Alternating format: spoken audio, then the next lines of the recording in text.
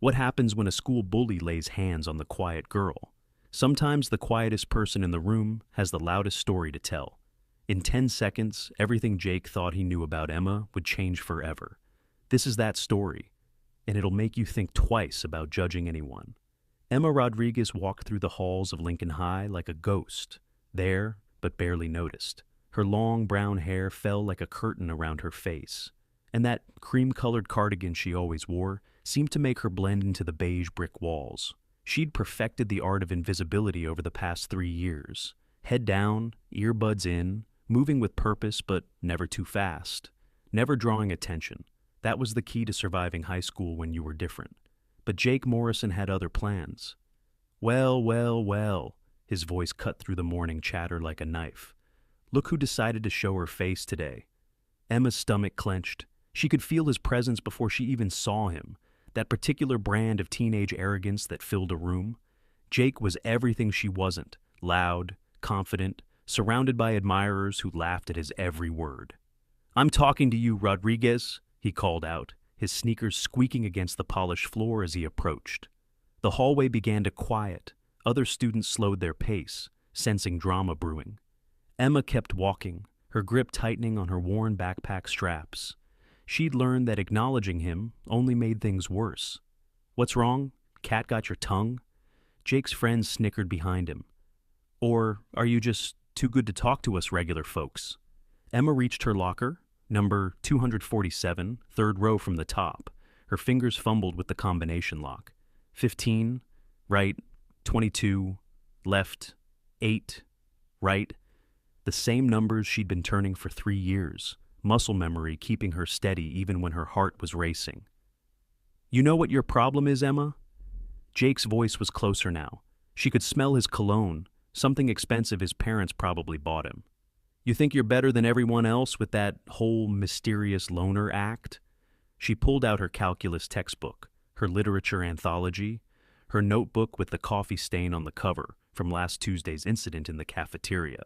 Everything in its place, everything organized, everything under control. "My cousin went to your old school in Phoenix," Jake continued, and Emma's blood ran cold. "He told me some interesting stories about why you transferred here junior year." The hallway had gone completely silent now. Emma could feel dozens of eyes on her, waiting for a reaction, hungry for drama to break up the monotony of another Tuesday morning. She closed her locker softly, never slam, never draw more attention than necessary, and turned to face Jake for the first time. He was taller than she remembered, his blonde hair perfectly tousled in that effortless way that probably took him 20 minutes every morning. "I don't want any trouble," she said quietly, her voice barely above a whisper. Jake's grin widened. "Trouble? Who said anything about trouble? I'm just trying to be friendly." He stepped closer, invading her personal space. "Maybe you could tell us all about Phoenix, about why you left so suddenly." Emma's jaw tightened almost imperceptibly. To most people, she looked the same as always, small, quiet, harmless. But if anyone had been paying close attention, they might have noticed the subtle shift in her stance, the way her weight settled differently on her feet. "Please," she said, "just leave me alone." The bell rang, echoing off the brick walls and blue lockers. Students began moving toward their first period classes, but a small crowd lingered, sensing this wasn't over. Jake didn't move. "You know what? I don't think I will." For 3 months, Jake Morrison had made Emma Rodriguez's life a carefully orchestrated nightmare.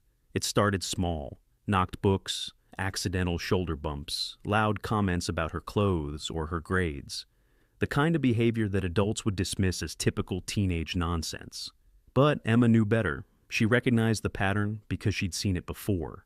It was during lunch period when Jake first discovered her, sitting alone in the far corner of the cafeteria, earbuds in, picking at a sandwich while reading. He'd walked over with his usual entourage, Tyler, Marcus, and Brad, all of them wearing Letterman jackets like armor. "What are you reading, bookworm?" he'd asked, snatching the paperback from her hands. "Oh, look at this. The Art of War by Sun Tzu. Planning your own little war, are we?" Emma had reached for the book calmly. "It's for my philosophy elective. May I have it back, please?" "Philosophy?" Jake had laughed, holding the book just out of reach. What kind of teenage girl reads war strategies for fun? The kind who's had to learn about conflict whether she wanted to or not, Emma thought but didn't say. Instead, she'd stood up, gathered her things, and walked away, leaving her lunch untouched. That had been Jake's first taste of her refusal to engage, and it had only made him more determined. The incidents escalated gradually. Anonymous notes in her locker calling her weird and freak. Her backpack mysteriously unzipped, spilling papers across the hallway floor. Cruel posts on social media platforms that she didn't even use, but that her few acquaintances would mention in hushed, sympathetic tones. Emma endured it all with the same quiet dignity that had become her trademark. She documented everything in a small notebook: dates, times, witnesses, because her mother had taught her that information was power, and someday she might need that power. But Jake was getting bolder. Last week he'd cornered her after chemistry class when the hallways were nearly empty. "You know what I think?" he'd said, blocking her path to the exit. "I think you're not as innocent as you pretend to be. I think you're hiding something big." Emma had kept her breathing steady, her expression neutral. "I'm not hiding anything. I just want to finish school and move on with my life." "See, that's what I'm talking about." Jake had stepped closer, close enough that she could see the pores on his nose, smell the mint gum he'd been chewing. "Most people our age are excited about senior year, about graduation parties and college plans. But you talk about school like it's a prison sentence you're trying to serve." He wasn't wrong, but Emma wasn't about to give him that satisfaction. "Maybe," Jake had continued, "I should do a little more digging into your past. Ask around Phoenix, see what secrets you left behind." That night, Emma had called her mother for the first time in weeks. "Mom," she'd said, her voice tight with worry, "someone's asking questions about Phoenix." "Oh, honey," her mother had sighed. "We knew this might happen eventually. Are you in danger?" "I don't know yet," Emma had admitted, "but he's persistent." "Remember what Sensei Martinez taught you?" her mother had said softly. "The best fight is the one you never have to have, but if someone forces your hand—" "I know," Emma had whispered. "I remember." Now, standing in the hallway with Jake's eyes boring into her, Emma realized that all her careful avoidance, all her strategic invisibility, might not be enough anymore. Some fights, no matter how much you try to avoid them, eventually come looking for you. The confrontation that would change everything began like all the others, with Jake's voice cutting through the hallway noise during the break between third and fourth periods. "Hey, Phoenix," he called out, using the nickname he'd coined after learning about her transfer. "I've got some news for you." Emma was at her locker again, pulling out her American history textbook. She could see Jake approaching in the reflection of the small mirror she'd hung inside the metal door, a gift from her mother with "Stay Strong" etched in tiny letters along the bottom edge. Behind Jake came his usual followers, but today the group was bigger. Word had spread that something was brewing between Jake Morrison and the Quiet Girl, and in the ecosystem of high school drama, that was premium entertainment. "My cousin finally called me back," Jake announced loud enough for the gathering crowd to hear. "Turns out you were quite the celebrity at Desert Vista High before you disappeared." Emma's hand stilled on her textbook. She could feel her pulse quickening, but her breathing remained controlled. In through the nose, out through the mouth, just like she'd been taught.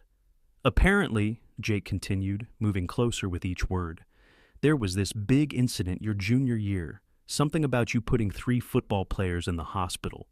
A murmur rippled through the crowd. Emma heard someone whisper, "No way," and another voice say, "She doesn't look like she could hurt a fly." Emma closed her locker and turned to face him, her backpack secured on both shoulders. "That's not what happened," she said quietly. "Oh," Jake's eyebrows shot up in mock surprise. "So, something did happen?" Finally, the Ice Queen speaks. The circle of students was growing, phones appearing in hands like digital vultures waiting to capture whatever came next.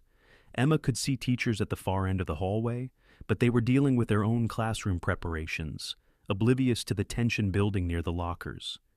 "It's not what you think," Emma said, her voice still calm, but carrying an edge that made a few students lean forward to hear better. "Then, why don't you enlighten us?" Jake stepped directly into her personal space now, so close she had to tilt her head back slightly to maintain eye contact. "Tell us all about how little Emma Rodriguez sent 3 guys to the emergency room." "Step back, please," Emma said. "Or what?" Jake laughed, and his friends joined in. "You gonna put me in the hospital too?" Emma's jaw tightened. "I'm asking nicely. Please step back." "You know what I think." Jake reached out and poked her shoulder with his index finger. "I think you're all talk. I think whatever happened in Phoenix was just a lucky—" He poked her again, harder this time. "Accident, and you've been riding that reputation ever since." Another poke, this one hard enough to make her take a half step backward. "I think," Jake said, his voice dropping to a menacing whisper that only Emma and the closest bystanders could hear, "you're nothing but a scared little girl playing dress-up in someone else's story." This time, instead of poking, he placed his palm flat against her shoulder and pushed. It wasn't hard enough to knock her down, but it was deliberate, aggressive, and unmistakably crossing the line from verbal harassment into physical assault. The hallway went dead silent. Emma looked down at his hand on her shoulder, then back up at his face. For the first time since arriving at Lincoln High, her carefully maintained mask of passive acceptance began to crack. "You have 3 seconds to remove your hand," she said, her voice carrying a steel that no one in that hallway had ever heard before. Jake's grin widened. "Or what, Phoenix?" 2, Emma said. "This should be good," Jake laughed, pressing his hand more firmly against her shoulder. 1. What happened next took exactly 10 seconds, but those 10 seconds would be dissected and replayed in the minds of everyone present for years to come. Jake Morrison had spent his entire high school career as the apex predator, the guy who could intimidate anyone into submission with nothing more than his reputation and his willingness to push boundaries others wouldn't cross. He had never encountered anyone like Emma Rodriguez. In the space between 1 and what should have been 0, several things happened simultaneously. Emma's weight shifted almost imperceptibly to her back foot. Her breathing deepened. Her eyes, those quiet brown eyes that had spent 3 years avoiding direct contact, locked onto Jake's with an intensity that made him falter for just a moment. "Time's up," she said softly. Jake, committed to his performance in front of the crowd, pushed harder against her shoulder. "What are you going to do about—" He never finished the sentence. Emma's left hand came up and caught his wrist, her fingers wrapping around it with surprising strength. Her right hand moved to his elbow, and in one fluid motion that seemed to defy physics, Jake Morrison, all 6 feet and 180 pounds of him, was suddenly airborne. The throw was textbook perfect. Jake's feet left the ground, his body rotated through the air, and he landed hard on his back against the polished linoleum floor with a sound that echoed off the brick walls like a thunderclap. The entire sequence took maybe 3 seconds. For a moment, the hallway was frozen in absolute silence. Jake lay on the floor, staring up at the fluorescent lights, trying to process what had just happened to him. Emma stood exactly where she'd been before, her backpack still on her shoulders, her expression completely calm. Then the chaos erupted. "Holy crap!" someone shouted. "Did you see that? Oh my God, did she just... Is he okay?" Phones appeared everywhere, students scrambling to capture the aftermath of what they'd just witnessed.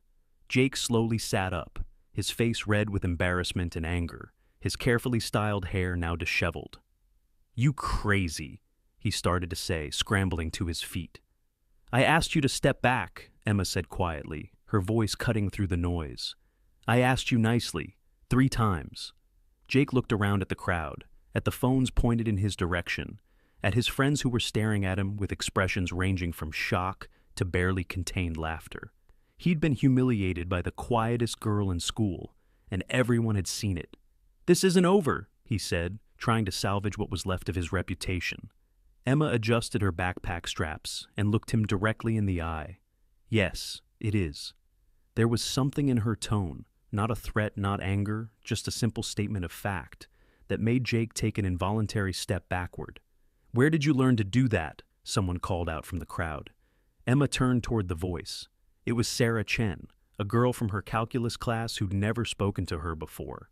"My mother enrolled me in martial arts when I was 7, Emma said simply. "She thought it would be good for my discipline and confidence." "Have you been training this whole time?" another voice asked. "Every day for 11 years, Emma replied. "But I've never wanted to use it. I've spent 3 years trying to avoid any situation where I might have to."